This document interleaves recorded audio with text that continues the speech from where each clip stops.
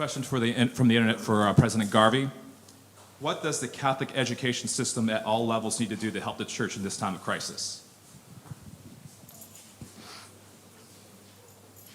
That's a really good one, and one of the things that we've been paying attention to here at Catholic University, but I think everybody should be, all of us in Catholic education should be doing the same, is to try and gauge the impact that this is having on young people.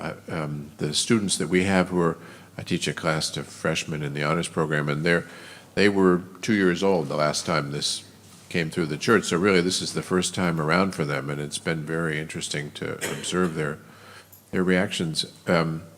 We notice a couple of kinds of things. One which surprises me is that a lot of Catholic organizations and schools that deal with people going through the Catholic education system is they're not looking at the sexual abuse crisis. I notice this among people who work for Focus. I notice it on Aletheia, online. They have taken the approach, which I think Pope Francis would take, of saying, look, if we're trying to bring people into the church, if we're trying to evangelize people, this is probably not our high card to say the church no longer abuses children, so come and be Catholic. We should begin with the message of the gospel, which is that God loves us and came to save us in the person of Jesus, and we have the Gospels as a pattern for living, and that's what we ought to start talking about. We can get to the other stuff if we... So that's been the first thing that I've noticed. The second thing that I've noticed is, though, among a lot of young people, what we're worried about seeing happen is a kind of gradual falling away.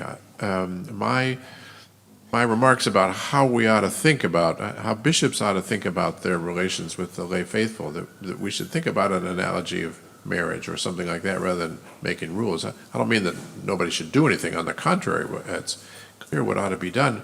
But we need to understand that people's love for the church is greatly affected by activities like this, and we better fix it or we're going to lose the next generation of Catholics. So we've been concentrating at Catholic University on trying to say to our students, look, you have a role in helping to clean this up. As the Cardinal DiNardo said, this is, in the first instance, a call to holiness on the part of all Catholics, bishops and laity alike, and students have a part in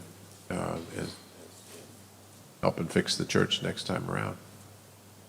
Can I make one response to John? John said very well that even within the Old Testament, the New Testament, one of the things we hear about covenant a lot is Torah, rule, covenant, law.